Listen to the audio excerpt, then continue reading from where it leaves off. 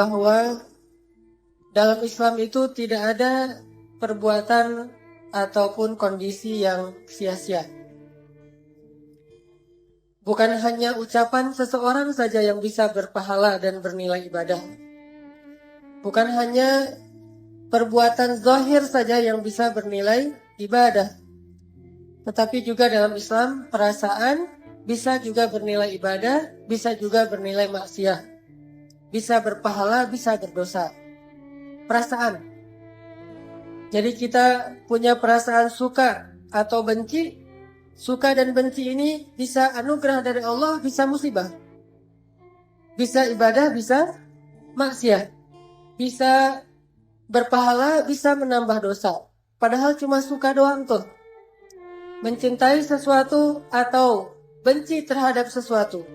Suka kepada sesuatu atau enggan terhadap sesuatu. Itu aja bisa bernilai pahala, bisa bernilai dosa.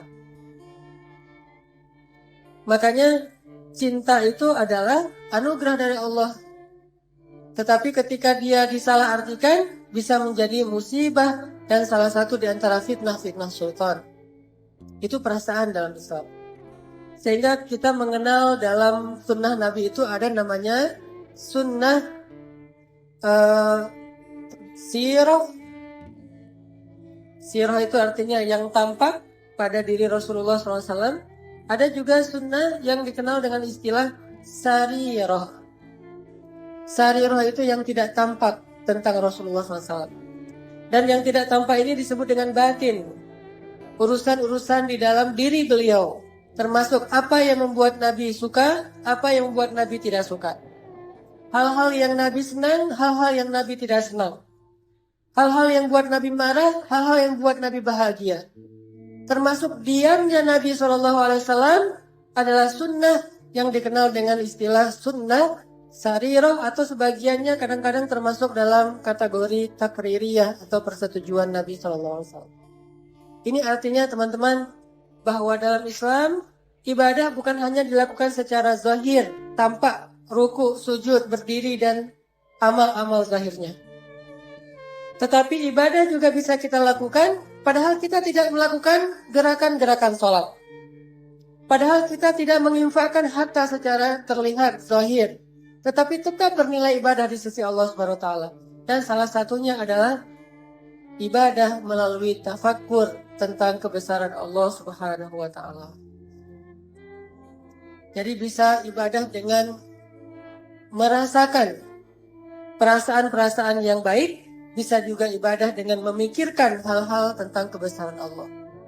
Ini dua-duanya ibadah dalam diam. Kayak misalnya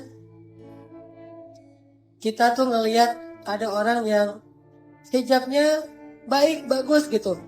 Hijabnya lebar.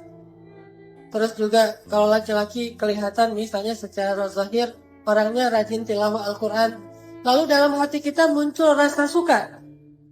Muncul rasa senang, muncul rasa respect, tertarik, takjub kepada pemandangan itu, maka ini termasuk perasaan yang insya Allah diridhoi Allah, berpahala. Sekedar gitu doang tuh. Kayak misalnya kita ngelihat ada seorang anak muda membantu orang tua di jalan, nyebrang misalnya, atau dia sangat berkhidmat, sangat berbakti kepada kedua orang tuanya. Kalau orang tuanya lagi bicara, dia dengerin, dia nunduk.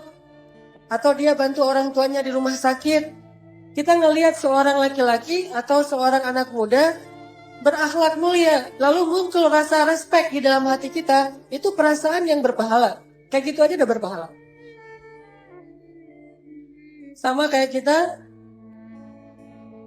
merasa respect atau tertarik ketika melihat orang yang misalnya pulang balik masjid, rumah, atau di kantor begitu sudah waktunya sholat zuhur, dia yang duluan berwudu, dia yang ke musola lebih dulu, dia yang mengumandangkan azan di kantor kita. Lalu kita muncul rasa tertarik, kagum, takjub kepada orang kayak gitu. Ini adalah perasaan yang diridhoi oleh Allah dan berpahala insya Allah. Demikian juga sebaliknya. Ada orang yang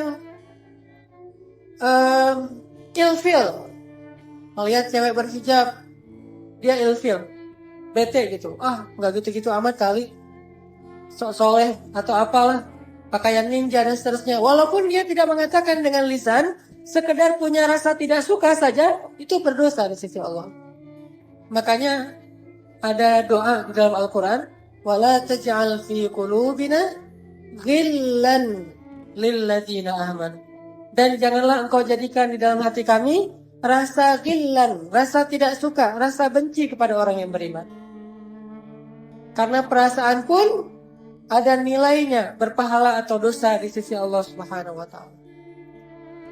Jadi teman-teman, kalau kita pengen dapat pahala dalam diam, maka kendalikanlah perasaan kita.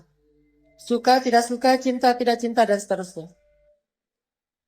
Sampai ada hadis tentang keistimewaan mencintai karena Allah. Dan itu banyak. Mencintai saja dan tulus cintanya. Seperti hadis tentang halawatul iman. Ayyakun Allah wa rasuluhu ahabba ilaihi mimma siwahuma. Ketika Allah dan Rasul lebih dia cintai dari apapun juga. Perasaan cinta itu adalah iman.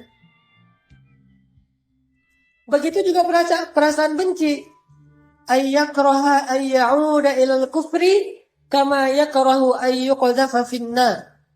Poin yang ketiga dari hadis tentang nikmatnya iman adalah benci terhadap dosa, terhadap kekufuran, sebagaimana dia benci jika dia dilemparkan ke dalam api neraka. Perasaan cinta dan benci.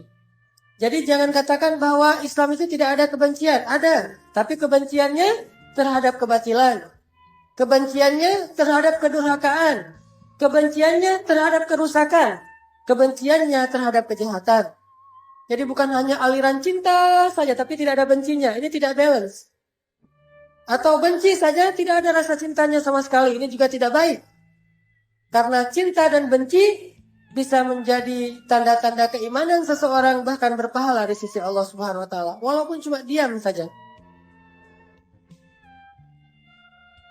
Sehingga kita perlu mengintrospeksi diri, teman-teman. Apa yang membuat kita kadang benci? Apakah masalah subjektif, hanya tersinggung perasaan kita, berarti benci kita ini benci yang tidak diridhoi Allah? Apakah karena urusan harta, berarti benci kita ini benci yang tidak diridhoi oleh Allah? Gara-gara persaingan bisnis jadi benci. Gara-gara ada yang nilainya lebih tinggi dari kita, jadi benci sama dia. Ini orang yang baper yang tidak diridhoi Allah SWT. Tetapi kalau kita bencinya bukan orang tetapi perbuatan dosanya, insya Allah itu benci yang diridhoi Allah. Cuman pada kesempatan ini kita akan lebih banyak membahas ibadah dalam diam yang kedua. Bukan ibadah dalam diam dalam arti perasaan, tetapi dalam angle ibadah tafakkur. Sebagaimana tadi ayat yang saya baca di surat Ali Imran 190, gimana caranya kita beribadah dengan cara bertafakur terhadap kebesaran ayat min ayatillah. Kebesaran Allah Subhanahu wa taala. Kalau kita perhatikan, kata para ulama, ilmu itu ada dua. Ada ilmu yang didapatkan dengan cara membaca, yang didapatkan dengan cara mendengar, yang didapatkan dari seorang ulama, yang didapatkan dari buku, namanya teori.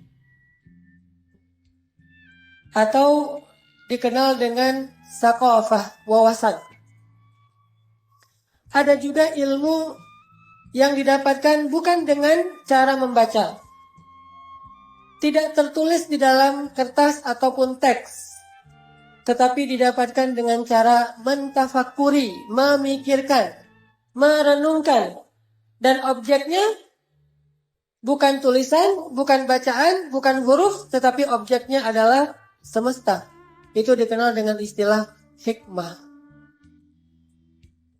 Sehingga ada orang yang dikenal dengan istilah alim atau orang yang ulama, Ada juga yang dikenal dengan istilah hakim, orang yang bijaksana, ahli hikmah. Atau bisa jadi dua-duanya, seorang yang alim plus hakim. Dia banyak ilmu, sakofah, wawasan, dia juga orang yang sangat hikmah, bijaksana karena mentafakuri kebesaran Allah. Dan kalau kita lihat di dalam Al-Quran, salah satu orang yang Allah sebutkan hakim atau Allah berikan hikmah itu adalah Nabi Yahya alaihissalam. Sejak kecil udah dikasih hikmah. Ya Yahya khudil kitaba biquwwah wa atainahul hukma sabiyya. Sejak kecil Allah sudah memberikan hikmah kepada Nabi Yahya. Apa maksud hikmah? Nabi Yahya lebih paham kitab Taurat daripada ayahnya sendiri, yaitu Nabi Zakaria. Padahal Nabi Yahya itu belajar Taurat dari Nabi Zakaria, tetapi beliau lebih mengerti Al-Taurat daripada ayahnya. Kenapa? Karena banyak tafakur. Dari kecil hobinya itu sama dengan sepupu beliau, Maryam. Senangnya itu duduk di sebuah tempat yang terbuka, lalu mentafakuri kebesaran Allah Subhanahu wa Ta'ala. Itu juga yang dilakukan oleh Nabi Daud dan diteruskan oleh Nabi Sulaiman. Nabi Daud hobi banget duduk di alam terbuka, kemudian mentafakuri kebesaran Allah, lalu berzikir kepada Allah, lalu diikuti oleh semesta. Bertasbihlah bersama Daud gunung, jibal. Bertasbihlah bersama Daud tuyur atau burung-burung, semuanya ikut bertasbih bersama Daud. Dan itu tidak dilakukan dalam bentuk ritual di dalam sholat atau di dalam masjid, tapi di alam terbuka. Jadi bisa dibilang teman-teman, tafakur itu adalah hobinya para nabi. Jadi kalau ada CV para nabi gitu ya, nama Yahya, lahir di Palestina misalnya, nanti hijrahnya sampai ke Yordan. Hobi misalnya tafakur. Kalau kita mungkin traveling, kalau saya mungkin main air gitu ya. Kalau para nabi itu hobinya tafakur. Bukan hampir, semua nabi itu senang tafakur. Semua nabi. Walaupun yang terkenal adalah Nabi Ibrahim, tafakur. Lihat bintang, ini Tuhan gak ya?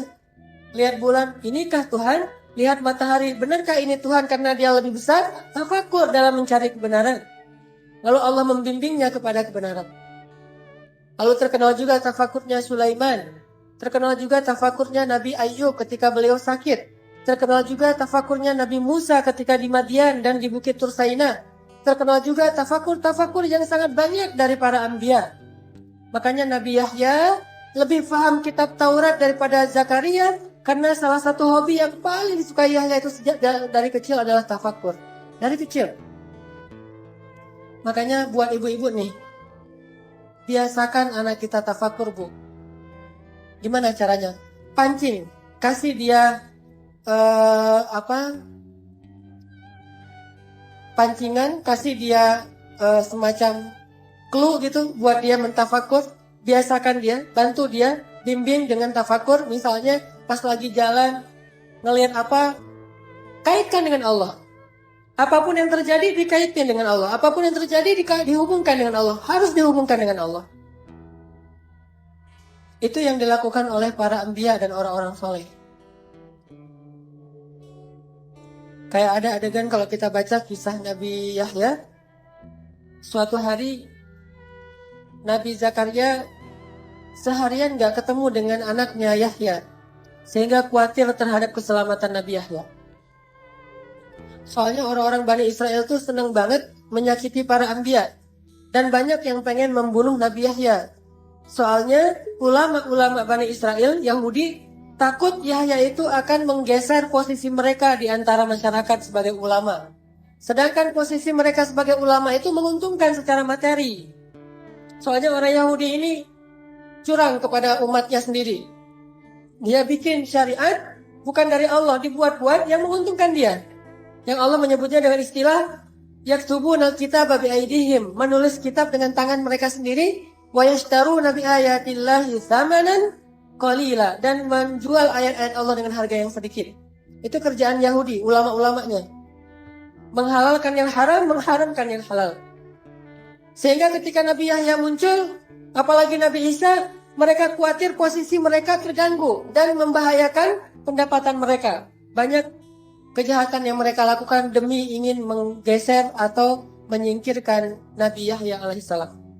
Sehingga suatu hari Nabi Zakaria tidak melihat Nabi Yahya di rumah ibadah, tidak juga di rumahnya.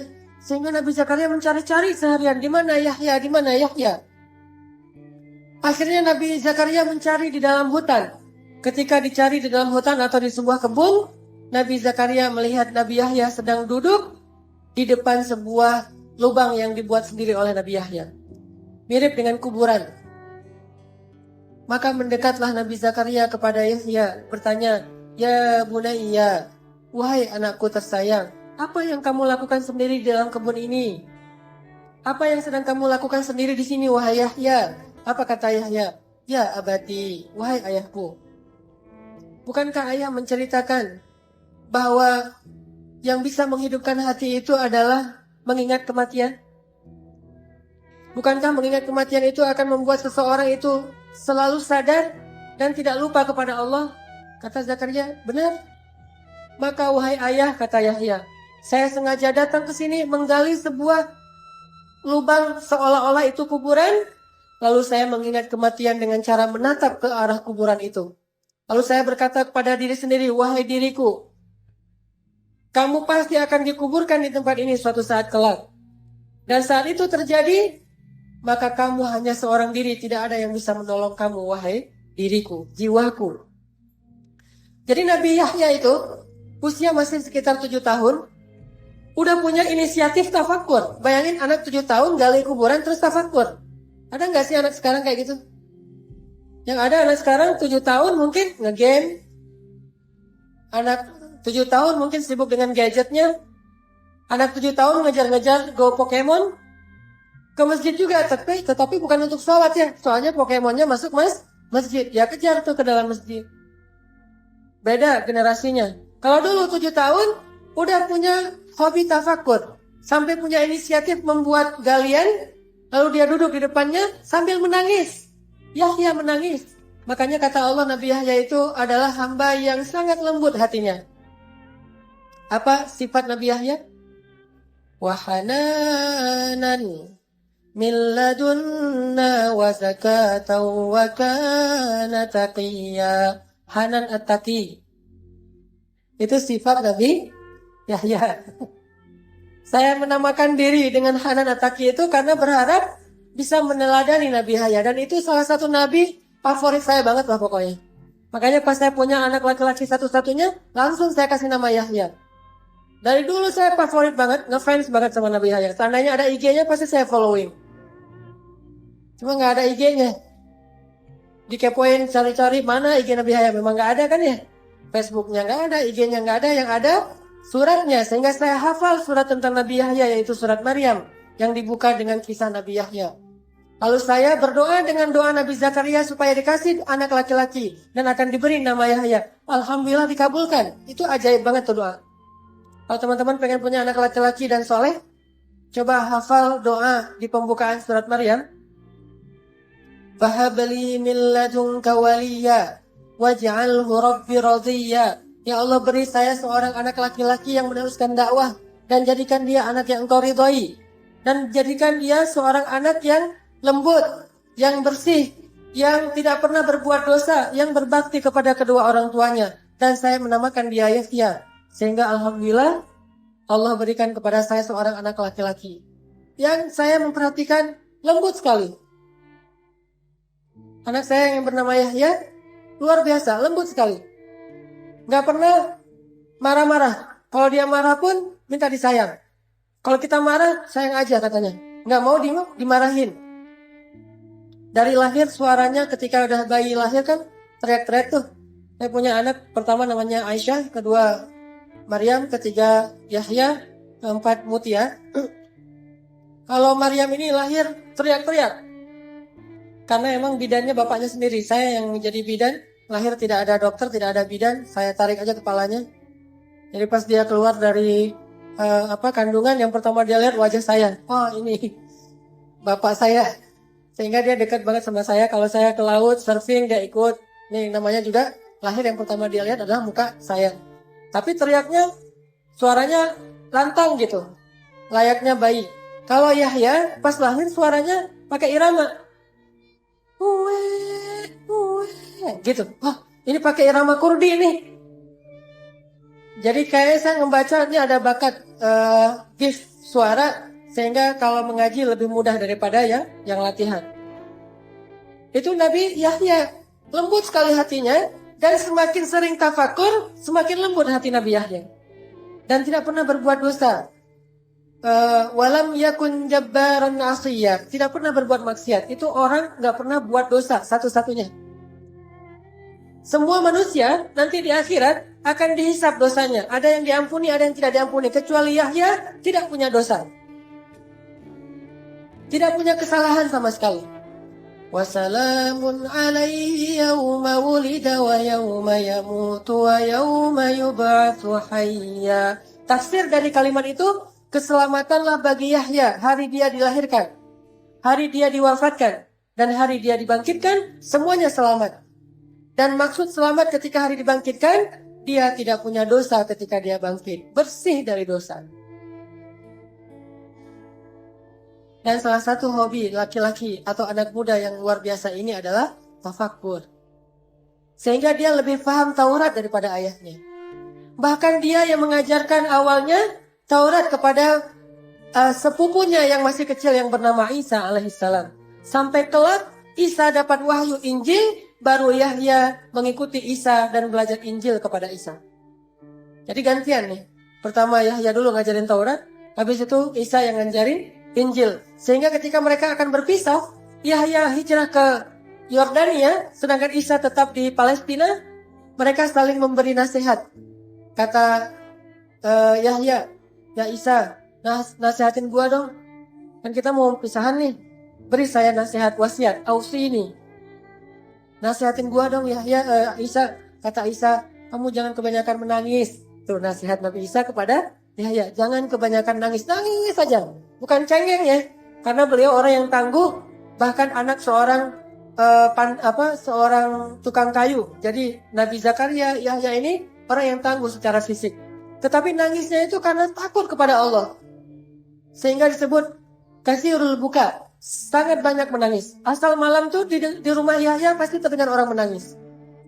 Setiap malam di rumah Yahya ada orang menangis dan Nabi Yahya sedang menangis. Rabbi, gimana saya? Ya Rabbi, nanti di akhirat gimana? Ya Rabbi, ampunilah dosa saya, ampunilah dosa keluarga saya dan seterusnya. Nangis saja sepanjang malam. Karena tafakur. Wahai Yahya, jangan terlalu banyak dan sering menangis, kata Isa. Terus Isa balik. Wahai Yahya, sekarang beri saya nasihat juga sebelum kita berpisah. Apa kata Nabi Yahya? La taghdab, jangan sering marah-marah. Karena Nabi Isa ini keras orangnya. Jadi beda banget nih. Nabi Isa tegas, Nabi Yahya lembut. Kayak Umar dengan Abu Bakar. Selalu kayak gitu orangnya. Kayak Musa dengan Harun. Musa keras, Harun lembut. Umar keras, Abu Bakar lembut. Isa keras, Yahya lembut. Allah bikin selalu seimbang di antara dakwah-dakwah hamba-hambanya. Selalu harus berjalan kayak gitu. Kalau dominan salah satunya, nggak akan sempurna. Sehingga kata Nabi Yahya, ya Isa, jangan kebanyakan marah, bersabarlah gitu. Karena Nabi Isa kalau ngeliat kemungkaran, wah dihabisin sama Nabi Isa. Jadi spesialis kemungkaran. Kayak di Indonesia kan ada yang dakwahnya spesialis nahi mungkar, ada yang dakwahnya spesialis amar ma'ruf, ada yang dakwahnya dengan spesialis segmen A, B, C sampai Z. Maka mereka pun berpisah. Nabi Yahya pergi ke Yordania yang sekarang disebut dengan tepi barat dan tepi timur. Kemudian Nabi Isa tetap di Palestina. Ini hobinya Nabi Yahya. Sehingga kalau teman-teman baca kisah para sahabat, orang tuh makin sering menangis, makin sering tafakur, makin dalam ilmu hikmahnya. Orang kadang sering tafakur, terus di hatinya tuh dilembutkan dengan air mata. Karena air mata ini membersihkan jiwa, membersihkan hati, sehingga makin lama makin lembut, peka banget. Tafakur, nangis, makin peka. Tafakur lagi, nangis, peka. Terus saja gitu. Ternyata ini pendidikan luar biasa loh. Bahkan kalau nggak sekolah pun cukup tafakur aja, ini udah jadi orang hebat nih. Nggak usah sekolah yang sifatnya akademik misalnya. Walaupun itu sesuatu yang baik. Dia nggak sekolah akademik pun, dia kerjanya tafakur aja setiap hari, itu aja udah menjadi orang yang luar biasa. Karena ini adalah sekolahnya para nabi. Ini mata kuliahnya para sahabat. Ini materi pendidikannya keluarga-keluarga para anbiya. Tafakur. Dan ini sudah jarang dibahas di sekolah-sekolah kita. Kalau tidak dibahas di sekolah, harusnya dibahas di rumah, tetapi juga di rumah sedikit. Kalau teman-teman tahu, saya awal tahu dakwah itu gara-gara tafakur. Dulu ketika saya sekolah, pesantren namanya. Pesantren kita itu pesantren modern.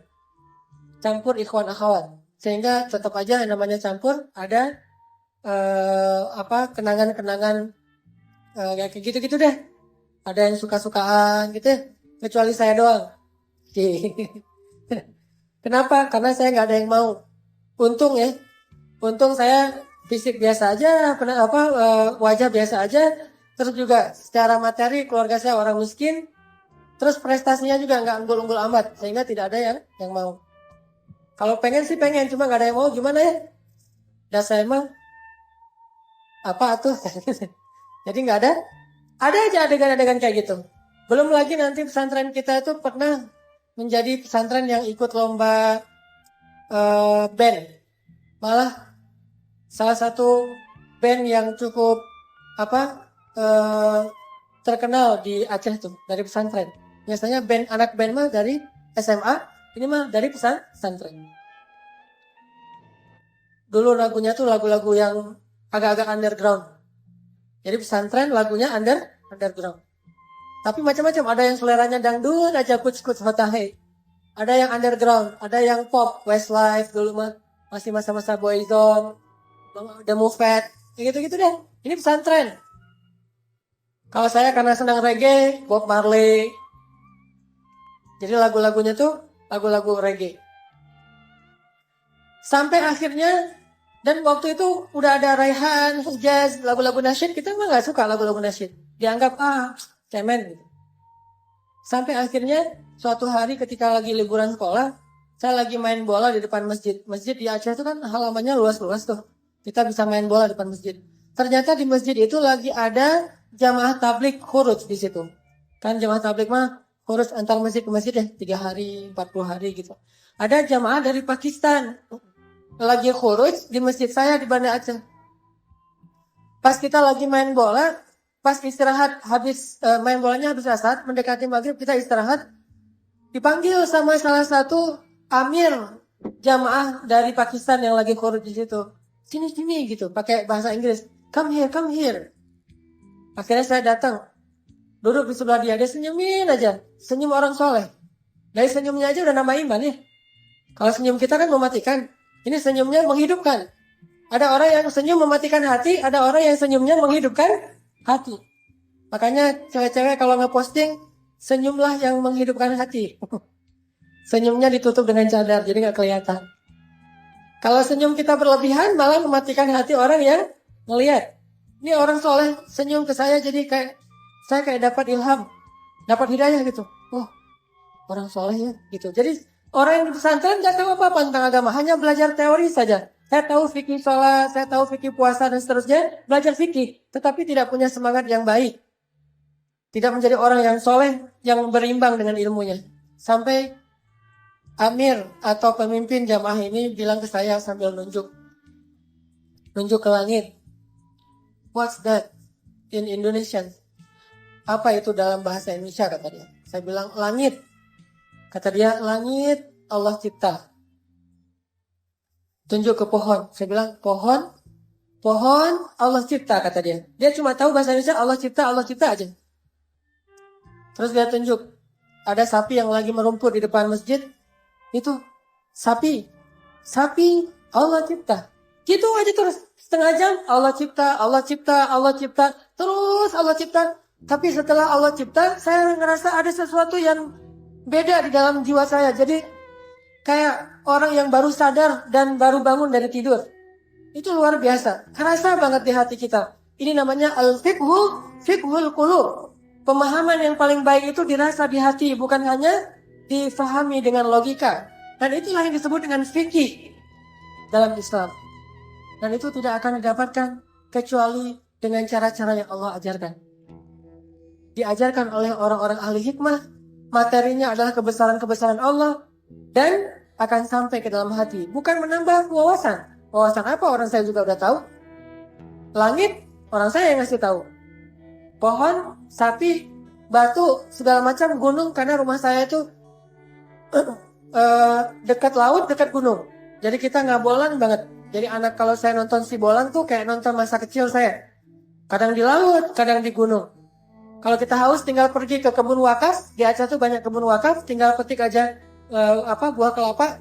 Petik, manjat, petik sendiri, kupas sendiri. Banyak anak Aceh tuh ngupas kelapa itu nggak pakai golok. Ngupas kelapa pakai gigi. Kelapa muda dikupas pakai gigi. Kayak ngupas mangga. Makanya kita nggak pernah ke dokter gigi. Copot sendiri gitu.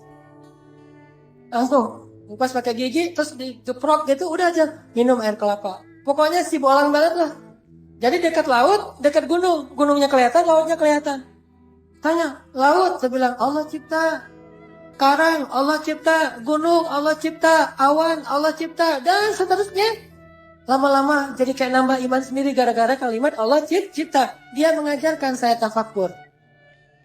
Akhirnya sejak saat itu saya mulai rutin khuruj, ikut jamaah tabligh.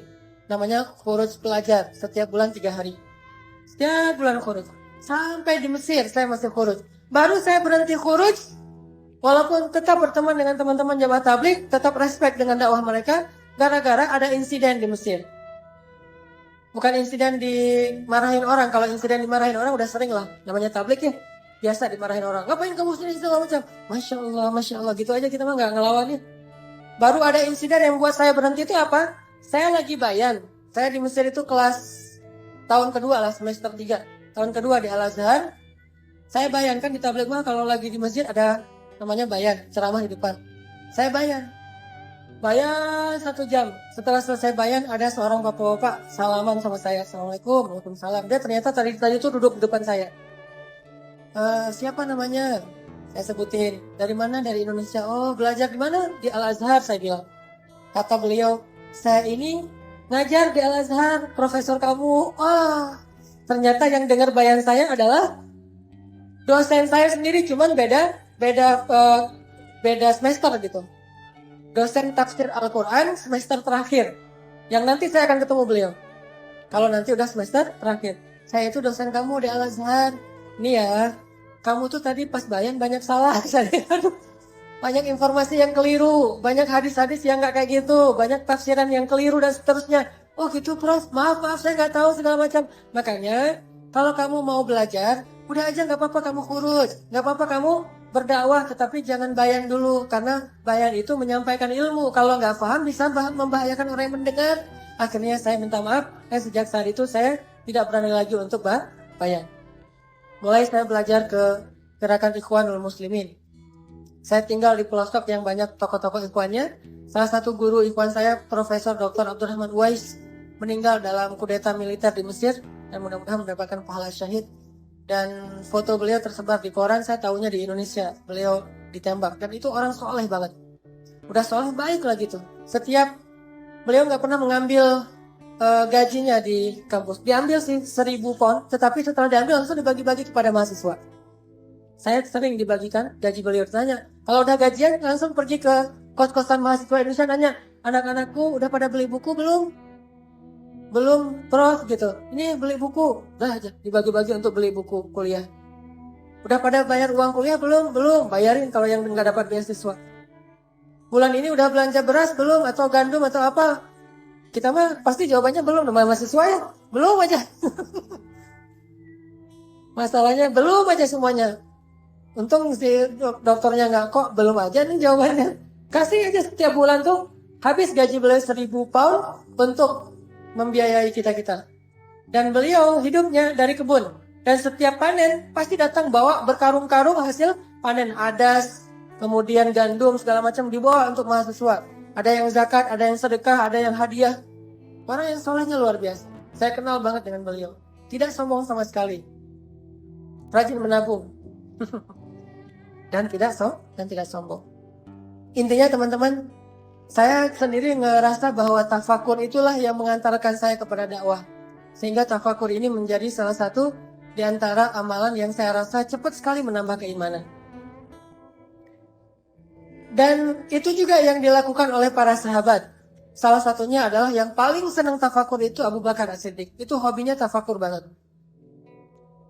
Sehingga karena Abu Bakar ini orang yang sangat rajin tafakur dan berkorban yang paling banyak untuk agama Allah, Allah kasih dia hikmah yang lebih dibandingkan sahabat yang lain. Sampai tingkat hikmahnya itu kepada kepekaan jiwa. Yang kalau kita mungkin nyebutnya dengan istilah basiroh. Punya kepekaan jiwa. Itu Abu Bakar. Salah satu contoh kepekaan jiwanya, beliau memahami teks, memahami Al-Quran lebih dalam daripada sahabat yang ngerti tafsir. Makanya saya bilang, belajar Al-Quran jangan hanya membaca teks, jangan hanya membaca tafsir, jangan hanya membaca syarah hadis, tapi tafakur juga. Karena ketika kita udah tafakur, kita akan memahami itu lebih dalam daripada orang yang ahli secara wawasan dan teori. Abu Bakar membuktikan itu. Contohnya ketika turun ayat, Al-yawma akmaltu lakum dinakum wa atmamtu alaikum ni'mati wa raditu lakumul islam dina. Idza jaa nasrullahi wal fath wa ra'aitan nasa yadkhuluna fi dinillahi afwaja. Ketika ayat ini turun, ayat tentang sempurnanya agama, sudah lengkap semua syariat, maka semua para sahabat itu bertakbir karena bahagia. Allahu Akbar, agama sudah sempurna, syariat sudah utuh, syariat sudah lengkap, bertakbir semuanya. Kecuali Abu Bakar menangis. Mereka mengira ayat ini adalah ayat berita gembira. Agama sudah sempurna, akan dimenangkan oleh Allah. Berarti ini ayat berita gembira, mereka bertakbir. Sedangkan Abu Bakar menangis. Lalu orang-orang bertanya, Ma yubki kayak Abu Bakar? Kenapa engkau menangis wahai Abu Bakar? Abu Bakar mengatakan, memang ini adalah ayat berita gembira. Tetapi di sisi yang lain, ketika Allah sudah menyempurnakan agamanya, berarti tugas Nabi sudah selesai. Dan jika tugas Nabi sudah selesai, berarti sebentar lagi Nabi akan kembali kepada Tuhannya dan akan berpisah dengan kita. Baru para sahabat menangis semuanya. Jadi loadingnya beda. Kalau Abu Bakar tuh nggak ada buffering, cepat gitu. Kenapa nggak ada bufferingnya? Loadingnya cepat karena beliau punya kepekaan jiwa yang lebih dan memahami teks lebih dalam daripada orang ahli tafsir. Ibnu Abbas saja nggak sepaham itu. Padahal Ibnu Abbas ini hibrul ummah, ahli Al-Quran. Salim Maula Abi Huzaifah, hamilul Quran. Ibnu Mas'ud, qari'ul Quran, qari'nya Nabi SAW. Tetapi ketika turun ayat ini, mereka memahami secara teori. Abu Bakar memahami apa yang ada di balik itu, namanya hikmah.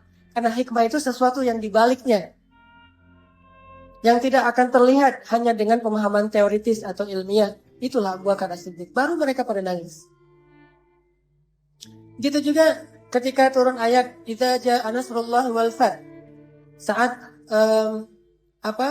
Fathu Makkah. Ketika Fathu Makkah, semua orang waraitan nasa yadkhuluna fi dinillahi afwaja. Orang berbondong-bondong masuk Islam. Bahkan yang dulunya memusuhi Islam sekarang menjadi pembela Islam seperti Ikrimah, seperti Sofwan, seperti Suhail. Banyak orang-orang yang benci kepada Islam sekarang menjadi pemeluk Islam. Sehingga seolah-olah dakwah ini sudah berada di puncaknya.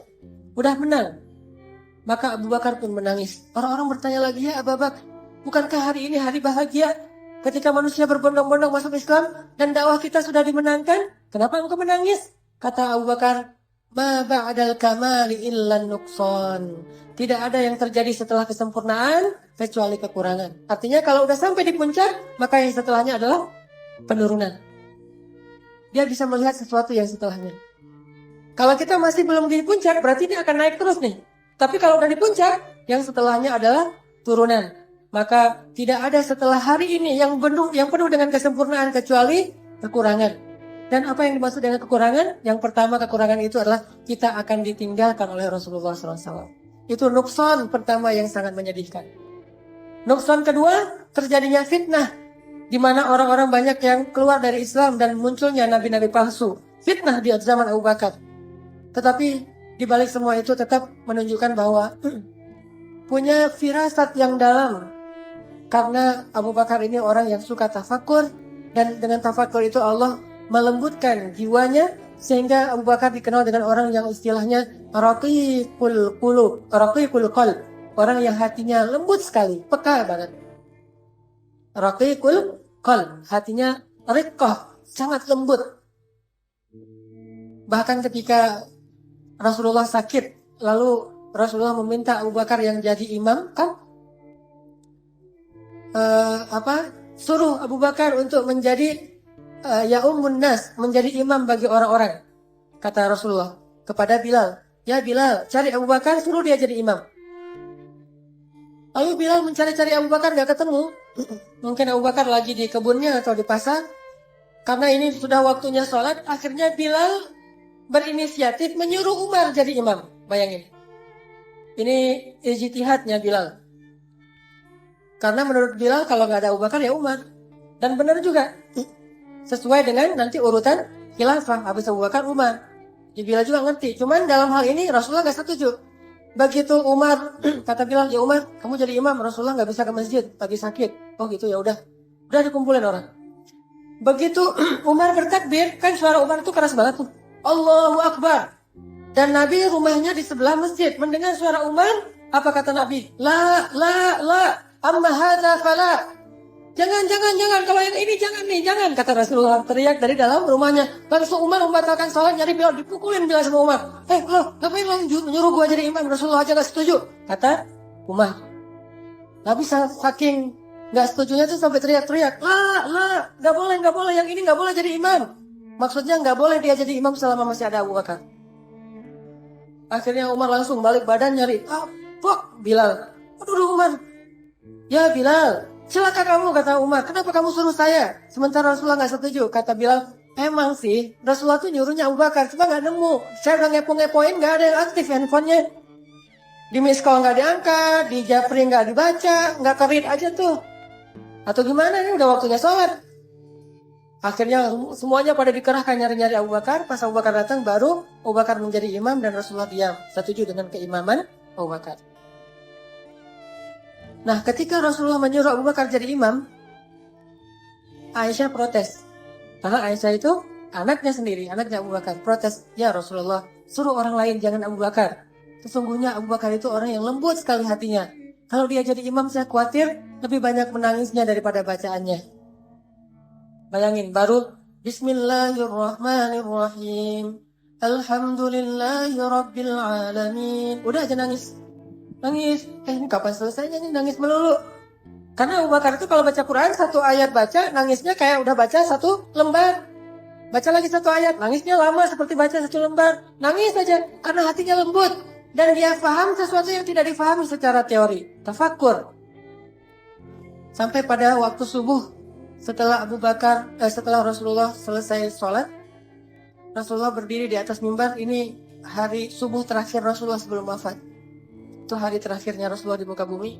Rasulullah berdiri dalam keadaan lemah, keringetan, lagi meriang berat, dan itu sakit keras beliau memaksakan berdiri. Dan Nabi mengatakan, wahai kaum muslimin, sesungguhnya ada seorang hamba Allah yang diberikan pilihan oleh Allah antara kembali kepada kekasihnya atau tetap bersama keluarganya. Maka hamba itu pun memilih untuk kembali kepada kekasihnya karena dia rindu kepada kekasihnya. Langsung Abu Bakar yang duduk di depan mimbar nangis. Umar terus menoleh Abu Bakar. Abu Bakar, ngapain nangis? Bisa aja itu yang dimaksud adalah Bani Israel, laki-laki itu adalah Bani Israel. Jadi Umar memahami Nabi lagi berkisah nih. Ada seorang laki-laki yang diberikan pilihan, mau kembali kepada kekasihnya atau tetap bersama keluarganya. Dia memilih kembali kepada kekasihnya karena tidak tahan dengan rindu kepada kekasihnya. Oh, ada ya Bani Israel. Kirain sama Umar Bani Israel orang soleh. Lalu Abu Bakar mengatakan, ya Umar, tahukah kamu siapa laki-laki itu? Kata Umar, emang siapa?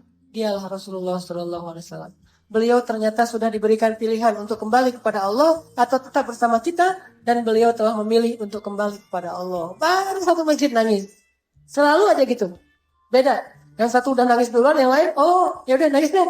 Jadi nangisnya nunggu komando dari Abu Bakar. Dan itu juga luar biasa ya, Rasulullah mah nyawanya ditawari. Rasulullah mau meninggal enggak? Mau dong, gitu. Rasulullah mau meninggal atau mau tetap hidup ya Rasulullah? Meninggal aja deh, Rasulullah mah. Kalau kita coba, Ustaz, mau meninggal sekarang? Oh jangan dong, saya belum nyari saya segala macam alasan modus gitu ya. Jangan meninggal sekarang tuh, ombak lagi bagus tuh. Ntar aja kalau pulang dari Batu Karas misalnya, ngombak dulu. Ini artinya Rasulullah itu sampai nyawanya aja ditawar sama Allah. Malaikat yang datang tuh nggak enak hati. Cabut nggak ya, nggak tega. Kayak seorang dokter mau nyuntik anaknya sendiri. Kalau nyuntik anak orang kan nyuntik aja kan ya. Atau mau menghitan putranya sendiri kan. Gimana nih kasihan nih anak saya, kamu nggak usah dihitan aja deh. Padahal dia dokter ahli hitan, yang orang lain mah dihitan aja, ini mah nggak berani karena nggak tega. Begitu malaikat mau mencabut nyawa Rasulullah, malaikat nggak tega. Nyabut dikit-dikit. Pas Rasulullah mengatakan sakit gitu, tahan. Dilepas sama malaikat, jadi nyawanya tuh mau dicabut, dilepas lagi. Sakit ya Rasulullah, maaf, nggak jadi lagi tuh. Cabut lagi nggak jadi. Bukannya Rasulullah mudah, susahnya mungkin gara-gara malaikat nggak tega tuh. Jadi pelan dicabut. Nabi kesakitan langsung dilepas lagi. Saking cintanya malaikat kepada Rasulullah SAW. Sampai gak tega banget mau nyabut nyawa Rasul. Belum lagi nanti malaikat Jibril duduk di sebelah Nabi. Seolah-olah kayak sahabat dekat banget megangin Nabi. Pas Nabi lagi dicabut nyawanya ngeliat ke arah Jibril. Jibril berpaling. Sampai Nabi bertanya, ya Jibril, apakah engkau benci melihat wajahku? Kata Jibril, bukan ya Rasulullah, saya gak tega. Coba bayangin. Adegannya sampai segitu banget tuh. Rasulullah lagi dicabut nyawanya, Jibril gak mau ngelihat. Gini aja Jibril, coba bayangin Jibril yang perkasa, tiba-tiba jadi gitu. Gak mau ngelihat, aduh gak tega ya Rasulullah dicabut nyawanya. Coba kalau yang lain, yang mana orangnya diliatin gitu ya, ditonton sama malaikat. Ini mah gak ditonton karena malaikat gak tega. Dan ternyata Abu Bakar paham tentang hadis itu. Umar gak paham. Ini orang yang rajin tafakur. Terus sahabat lain yang rajin tafakur dan sangat peka adalah Utsman bin Affan. Utsman ini juga punya basirah. Rajin tafakur, Allah berikan kepekaan di dalam jiwanya. Saya pernah cerita mungkin pada masa kekhalifahan Utsman jadi Amirul Mukminin, Utsman itu juga selain presiden, dia imam di masjid, dia juga yang mengajarkan Al-Quran. Jadi presiden, imam, ulama sekaligus. Ini Khulafaur Rasyidin tuh empat-empatnya kayak gitu. Ideal gitu ya. Dia presiden, dia imam masjid, dia juga yang ngajarin ilmu. Terutama Ali yang paling luar biasa di antara empat ini kalau ilmunya. Nah, Utsman lagi ngajarin ilmu Al-Quran di masjid. Dan mereka tuh sangat menghargai majelis ilmu. Bagi mereka mencari ilmu itu bukan berapa lama belajar. Bukan ijazah. Bukan berapa banyak teori yang diajarkan. Tetapi keberkahan dari ilmu. Sehingga diantara adab duduk dalam majelis ilmu yang bagi mereka itu wajib, walaupun secara fikih tidak wajib, adalah sebelum masuk ke dalam majelis ilmu berwudu. Itu mereka tuh. Berwudu dulu. Begitu pakai baju yang bagus, yang bersih. Kemudian pakai parfum, khususnya untuk laki-laki, pakai parfum. Udah gitu, diam gitu. Saking diamnya, majelis ilmu di zaman sahabat, Nabi kalau lagi ngomong, itu di masjid kayak nggak ada orang. Nabi kayak lagi ngomong sendiri, nggak ada suara sama sekali. Jangankan suara, gerak aja nggak ada. Seolah-olah kata para ulama, saking nggak bergeraknya mereka mendengar Nabi menyampaikan ilmu, seandainya burung hinggap di atas kepala mereka, tuh burung bisa bikin sarang di atas kepala mereka. Saking nggak bergerak. Ada nggak di zaman kita duduk nggak bergerak sampai lalat, nyamuk, wah kenyang semuanya. Alhamdulillah ini majelis ilmu, saya senang makan minum darah di sini. Karena nggak ada yang gerak. Digigit nyamuk juga nggak kayak gini, diam aja. Kenapa itu teh? Sakinah. Mungkin kalau di kita ada, cuman matanya tertutup. Duduknya di tiang. Kalau kita nyebutnya tembokers itu bersandar di tembok terus tutup mata, dapat sakinah. Dan jangan dibangunkan kalau kayak gitu. Biarkan dia lagi dapat ketenangan dari langit. Sakinah.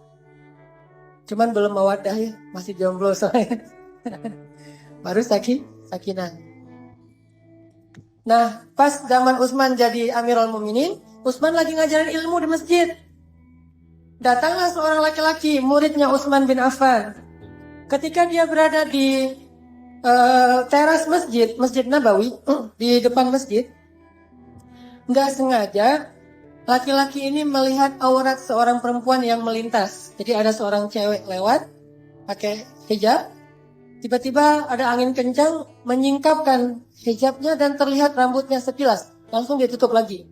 Nah, laki-laki ini melihat aurat itu, rambut cewek sekilas nggak sengaja di depan masjid. Karena dia anggap ini sesuatu yang tidak sengaja, belum lagi nanti hadisnya itu berarti adalah ramah segala macam, karena pandangan pertama nggak sengaja. Dia anggap ini bukan dosa, sehingga dia tidak beristighfar. Namanya juga sekilas nggak sengaja, cuma rambut doang kan ya. Masuklah dia ke dalam masjid, kayak gini, langsung duduk di antara jamaah. Begitu dia duduk, Utsman mengatakan, saya melihat ada seorang laki-laki yang masuk kepada kita untuk mencari ilmu, padahal di matanya masih ada bekas zina, kata Utsman. Coba, di matanya ada bekas zina. Laki-laki ini langsung terperanjat, kaget gitu. Langsung dia mengatakan, ya Utsman, apakah masih turun wahyu kepadamu setelah Rasulullah? Artinya kan Rasulullah orang Nabi terakhir. Bagaimana engkau tahu bahwa saya barusan melihat sesuatu yang tidak baik, sehingga engkau mengatakan ada bekas zina di matanya? Apakah telah turun wahyu kepadamu setelah Rasulullah? Apa kata Utsman? Ittaqu farasatal mu'min. Hati-hati dengan farasah. Farasah itu jadi bahasa Indonesia, firasat. Hati-hati dengan firasat orang yang beriman. Bayangin, ngelihat cuma sekilas, rambut doang, gak sengaja pula. Nuntut ilmu disuruh keluar sama Utsman, kecuali dia beristighfar. Gimana kalau yang lebih dari itu? Sengaja nyari, browsing, ngepoin, ngeklik, ngelihatnya bukan cuma rambut, dan sengaja, dan gak sekilas, dan lebih dari rambut. Kira-kira gimana tuh nuntut ilmunya? Itulah bedanya mereka dengan kita. Kalau kita mencari ilmu itu untuk direkam di dalam pikiran kita. Hafal, tahu, ngerti. Nanti kalau ustadznya nyebut lagi, oh saya udah pernah dengar. Kalau kita baca lagi, oh gue udah pernah tahu tuh. Kalau dibacakan sama teman, saya udah hafal hadisnya. Bagi kita ilmu tuh di sini. Bagi mereka ilmu itu di sini. Kalau ilmu di sini, sambil bermaksiat pun bisa mencari ilmu. Ini konsep barat nih. Orang barat kan, kayak di film-film atau di mana tuh, mencari ilmu pacaran. Bahkan di kelas tuh duduknya satu bangku berdua, cewek cowok dengan pacarnya. Nanti ada live party misalnya, ada misalnya summer party segala macam, tetap aja ada party-partian. Tetapi juara kelas, berprestasi, nilainya bagus, doktoralnya di usia masih 20 tahun. Karena ilmu mereka cuma di sini. Nggak akan membuat hati mereka beriman dengan ilmu seperti itu. Sedangkan orang Islam mencari ilmu itu bukan untuk dihafal, tetapi fiqhul qulub, difahami dengan hati. Dan itu tidak akan bisa didapatkan kecuali dengan cara meninggalkan dosa. Beda cari ilmu ala barat dengan ala Islam. Kalau ala barat sambil bermaksiat juga dapat ilmu. Tapi dalam Islam dosa kecil menghalangi kita dari ilmu. Itu yang dialami oleh Imam Syafi'i kan. Ke pasar, gak sengaja ngelihat ada seorang ibu-ibu betisnya keangkat, namanya orang di pasar gitu lagi kerja, betisnya keangkat gak sengaja, langsung Imam Syafi'i memalingkan wajahnya, lupa beberapa hadis. Dan ketahuan banget Imam Syafi'i kalau lupa, soalnya gak pernah lupa. Kalau kita ngerasa biasa-biasa aja, karena emang kita jarang ingat. Makanya gak tahu kalau ada lupa, emang saya gak pernah ingat apa-apa. Kalau orang menghafal Quran itu ketahuan, kalau dia habis ada dosa itu ketahuan. Apa ketahuannya? Murajaahnya susah. Ayatnya lupa, itu orang yang hafal Quran. Jadi kalau kita nggak ngafal Quran, nggak akan ketahuan. Saya mah ngeliat gitu biasa-biasa aja. Ya biasa-biasa aja, karena nggak ada ayat yang dihafal, tidak ada hadis yang dihafal, sehingga nggak ada yang lupa. Kalau kata teman-teman, hati-hati jaga pandangan, hilang hafalan. Kecuali bagi yang tidak menghafal gitu ya. Kalau yang nggak menghafal, ada juga yang nakal. Nggak apa-apa, hilang hafalan, ntar hafal lagi. Gampang kalau hilang nanti dihafal lagi. Artinya kepekaan itu al-fiqhu fiqhul qulub. Pemahaman yang di hati itu tidak akan didapatkan kecuali dengan tadi meninggalkan dosa. Makanya kata Utsman ini orang yang hatinya peka, dan itu salah satunya dibangun dengan banyaknya bertafakur. Dan kita nanti bisa baca kalau dalam biografi Utsman itu kalimat-kalimat tafakurnya Utsman itu luar biasa.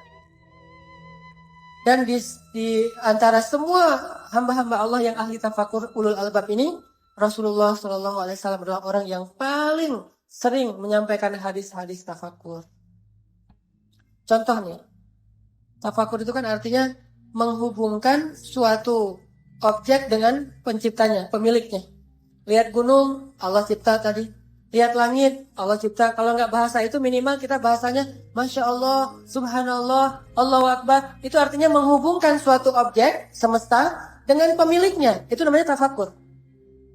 Kayak tadi ayatnya, Rabbana ma khalaqta hadza batilan subhanaka faqina azaban nar.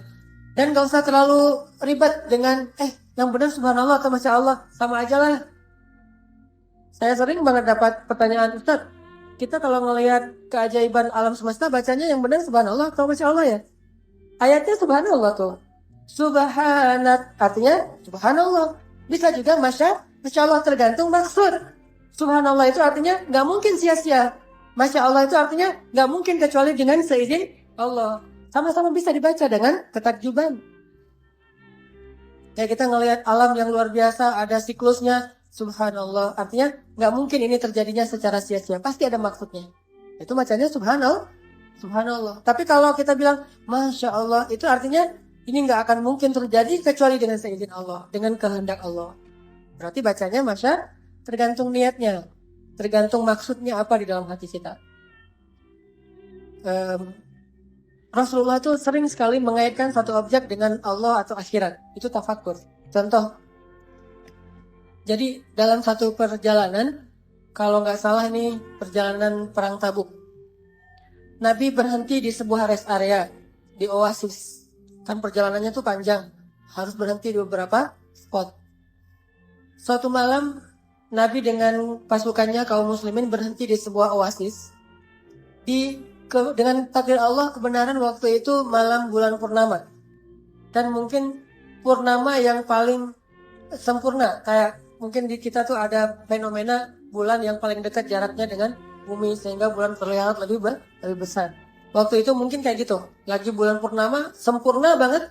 Dan tidak ada awan, cerah sekali. Satu helai awan pun gak ada.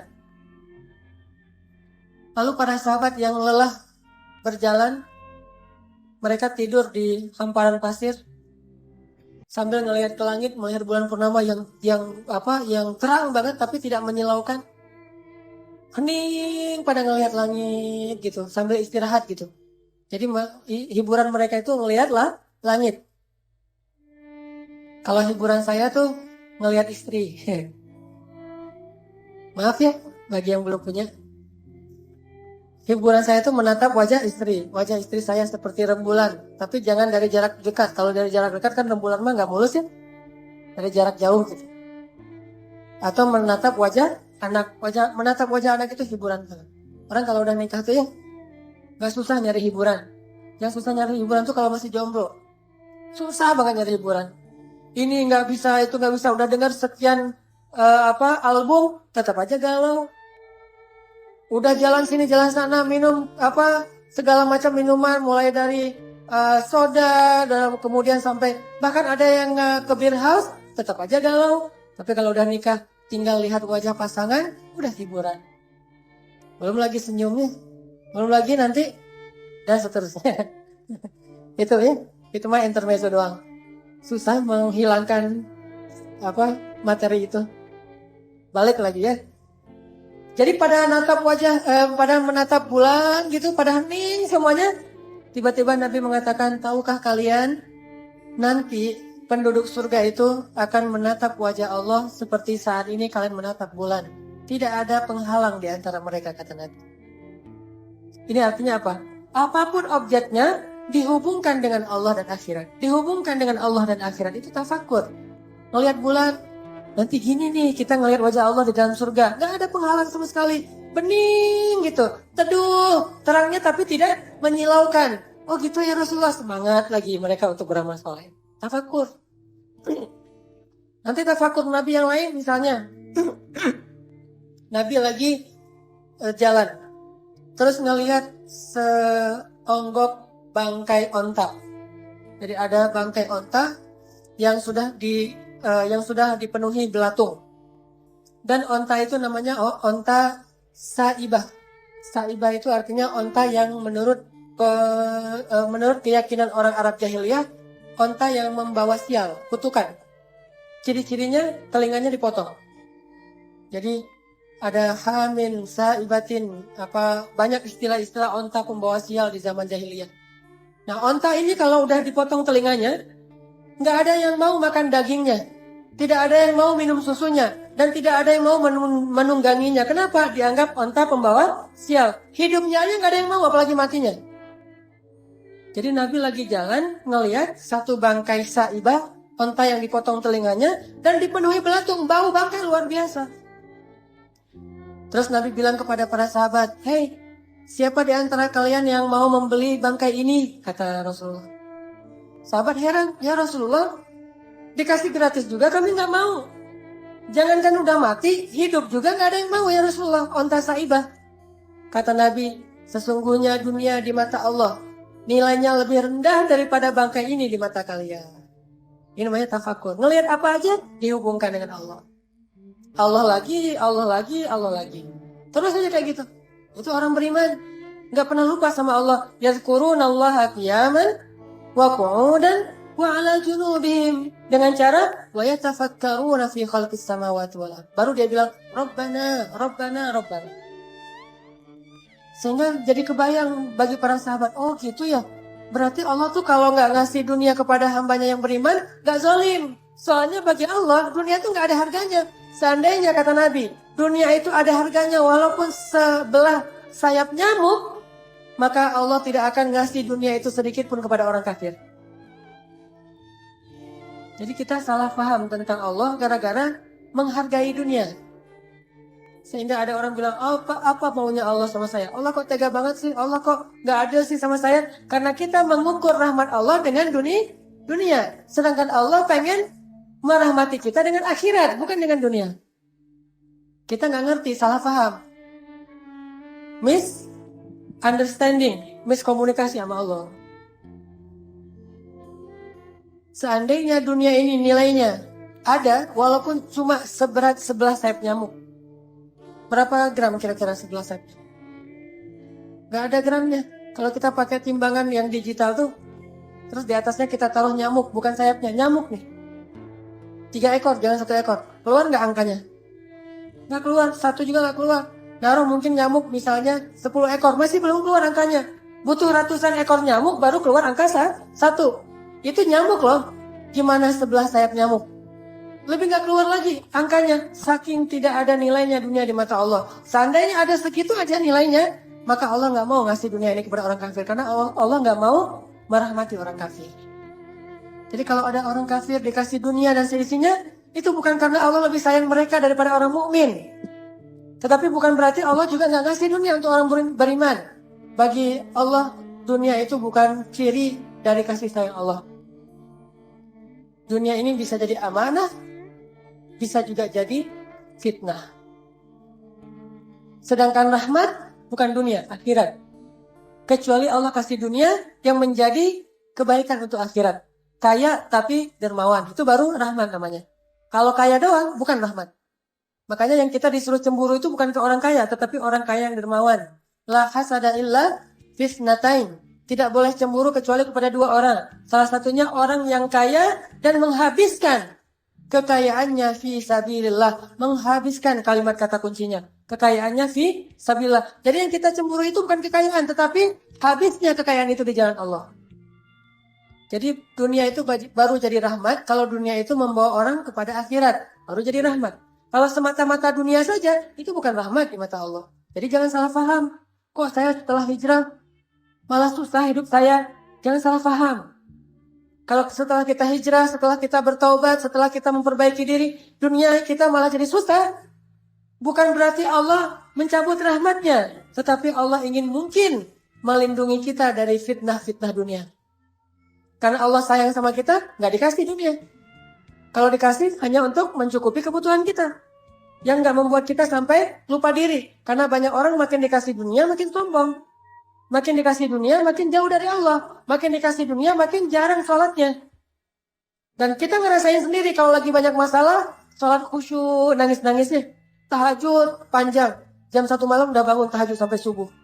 Begitu dikasih solusi, Subuh juga kadang kelewat. Makanya Allah nggak mau kita celaka gara-gara dunia. Kasih aja masalah terus. Jadi kalau kita pengen Allah nggak ngasih masalah, istiqomah. Dikasih dunia tetap beribadah, nggak dikasih dunia juga beribadah. Sehingga Allah nggak khawatir kasih dunia untuk kita. Ini hambaku siap nggak ya dikasih harta? Ini hambaku siap nggak ya dikasih pasangan? Jangan-jangan ntar dia kalau udah dikasih pasangan lupa sama gua. Akhirnya udah deh jomblo aja loh. Dia semakin dekat sama Allah gitu, bisa kayak gitu. Intinya Nabi itu mengaitkan bangkai onta dengan Allah. Jalan lagi tuh. Jalan lagi lewatin sebuah bukit. Namanya Bukit Jamdan di daerah Madinah. Antara Madinah dengan Madain Solih, agak-agak jauh dari kota Madinah. Namanya Bukit Jamdan. Jamdan ini salah satu bukit yang paling angker bagi orang Arab. Jadi kalau udah lewat lereng atau lembah Jamdan, semua orang ketakutan. Dianggap ada jin penunggunya. Dan di situ banyak orang yang celaka. Sehingga ketika kaum muslimin lewat lereng atau lembah Jamdan, banyak desas-desus di antara kaum muslimin. Ini Jamdan loh, ini Jamdan loh. Mulai ada cerita horor. Lalu Nabi mengatakan, Hada Jamdan. Ini adalah bukit atau gunung Jamdan. Dan dia adalah sabaqal mufarridun. Lalu para sahabat mengatakan, apa arti mufarridun ya Rasulullah? Mufarridun itu adalah orang yang banyak bertasbih kepada Allah. Sedangkan gunung ini lebih banyak lagi daripada orang-orang ahli bertasbih kepada Allah. Jadi kalau ada orang ahli ibadah, tasbih terus ribuan kali tasbih, gunung Jamdan ini lebih banyak lagi bertasbih kepada Allah. Artinya Nabi itu mengaitkan semesta itu dengan Allah. Ini hamba Allah. Jadi kalian gak usah khawatir. Kalau kita jalan kemana-mana itu kita melihat, oh ini hamba Allah, ini hamba Allah, ini hamba Allah. Sehingga kita tidak hidup di dunia yang jauh dari penciptanya. Melihat apapun, ini hamba Allah. Jangan kayak orang yang tidak beriman mengatakan alam. Oh ini fenomena alam. Alam lagi, jarang ya Allah. Saya kan paling sering tuh nonton kalau di TV Nat Geo ya. National Geographic. Senang banget nonton Nat Geo. Terutama yang Nat Geo Wild. Tentang alam liar gitu. Dan selalu bahasanya alam telah menyediakan segalanya untuk kita. Yang nyediain alam. Itu bahasa orang evolusi. Tapi kita Allah lagi. Sebagaimana mereka tidak pernah enggan untuk mengatakan evolusi alam, kita juga nggak akan enggan untuk mengatakan Allah. Sehingga saya kalau lagi nonton Nat Geo itu, Masya Allah, Subhanallah, sering terkagum-kagum sendiri ngelihat kebesaran Allah di alam semesta. Walaupun referensinya mereka, tetapi tafakur kita untuk mengingat Allah SWT. Kayak misalnya hiu, ocean misalnya, atau killer fish. Salah satunya hiu, selain paus pembunuh. Killer whale ya. Killer atau killer whale? Pokoknya paus pembunuh aja. Ini ada hiu nih ceritanya. Ternyata, teman-teman, hiu itu adalah vacuum cleaner Allah di dalam lautan. Dia itu hanya makan ikan atau makhluk laut yang terluka atau akan jadi bangkai dan akan jadi polusi di dalam laut. Sehingga dia akan punya dua sensor. Satu sensor ciuman darah, satu lagi dia pakai sonar untuk melihat gerak. Jadi kalau ada ikan yang geraknya, berenangnya udah gak teratur karena terluka dan bentar lagi mau mati, udah mulai lemah nih, maka akan terbaca oleh sonar sensornya hiu dari jarak sekian puluh kilometer. Dan sensor inilah, sonar inilah yang dipelajari kemudian menjadi inspirasi pembuatan sensor dalam kapal selam untuk melihat lawan atau jarak musuh. Dia bisa lebih dari 10 km melihat, oh ada ikan yang sekarat tuh, didatengin sama dia. Dengan kecepatan lebih dari 100 km per jam, dalam hitungan menit datang makan tuh ikan. Karena kalau nggak dimakan oleh hiu, ikan itu akan jadi polusi di dalam laut. Makanya kalau kita berenang di laut, jangan panik. Begitu panik, wah hiu, ada yang makanan saya tuh. Berenangnya kacau gitu ya, nggak teratur. Sehingga kalau kita lihat orang-orang barat, kenapa yang diving sering di sebelah hiu tapi kok nggak diserang? Karena gerakan mereka itu udah teratur, udah punya ilmu berenang atau ngedive. Coba bayangin diving pas lewat hiu langsung panik sendiri. Hiu yang tadi nggak tahu jadi tahu tuh. hiu walaupun di sebelah kita kalau geraknya teratur, menurut teori di Nation nih, walaupun gerak di sebelahnya kalau geraknya teratur, nggak akan kebaca oleh sonarnya, sehingga dianggap bukan makanan, tetapi dianggap teman. Hey bro, gitu. Kalau teratur, tapi kalau bukan teratur, bukan bro tuh, langsung wah ini makanan saya, walaupun jaraknya puluhan kilo, masya Allah langsung. Ini namanya tafakur. Sama kayak gajah. Pernah dengar suara gajah? Kalau gajah bersuara yang bisa kita dengar, berarti dia lagi guyon. Kalau dia manggil temannya, kita nggak bisa dengar. Dia menggunakan suara frekuensi rendah yang tidak mampu didengar oleh manusia. Kita tuh bisa mendengar suara dengan frekuensi tertentu yang udah tinggi. Itu aja kadang-kadang, masih ya. Gajah teh memanggil temannya dalam jarak sampai 12 km, itu dengan frekuensi rendah yang kita aja nggak dengar di sebelahnya. Kita di sebelah gajah nih. Kita nggak tahu ternyata dia lagi manggil temannya 12 kilo. Kita yang di sebelah dia nggak dengar. Beda indra. Gimana kita tahu gajah lagi manggil temannya? Telinganya dibuat tegak gini, kemudian di bawah pipinya itu kembang kempis. Itu berarti dia sedang mengeluarkan suara frekuensi rendah yang didengar oleh temannya 12 kilo lebih, dan dia mengatakan, teman-teman, ini ada makanan nih. Ini ada kebun tebu. Akhirnya temannya yang dari jarak 12 kilo langsung datang. Kalau dalam teknologi kita disebut dengan share location. Jadi dia nge-share log ke temennya tuh pakai frekuensi rendah. Langsung, oh iya ntar sinyalnya putus-putus nih kata temennya teh. Ngejar langsung ke spot itu dan nggak meleset sama sekali. Allah maha besar, tidak ada yang sia-sia yang Allah ciptakan. Makanya tafakur. Nabi itu suka sekali mentafakuri sesuatu dan dikaitkan dengan Allah atau minimal dengan akhirat. Naik gunung Uhud.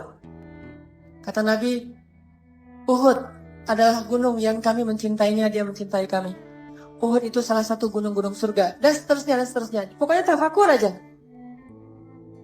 Makanya coba kalau teman-teman jalan, namanya bukan tadabbur alam ya. Kalau tadabbur mah Al-Quran. Kalau teks itu ditadaburi, kalau alam itu ditafakuri. Namanya bukan tadabbur alam tapi tafakur alam.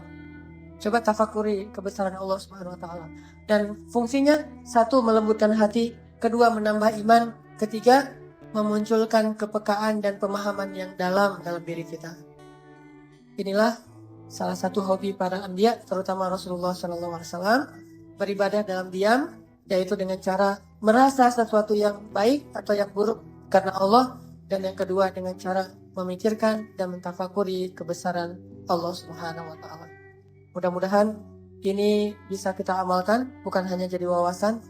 Sering-sering deh, malam-malam kalau mau tahajud keluar rumah dulu lihat, wah alam langit, terus baca inna fi khalqis samawati wal ardh wa ikhtilafil laili wan nahar la ayatin liulil albab, baru salat. Insyaallah akan lebih berkesan. Mudah-mudahan dengan demikian kita semakin yakin sama Allah, semakin believe, semakin keep the faith, karena sering tafakur melihat bukti-bukti kebesaran Allah dan lebih berserah diri lagi kepada Allah Subhanahu wa taala. Barakallahu li wa lakum. Wassalamualaikum warahmatullahi wabarakatuh.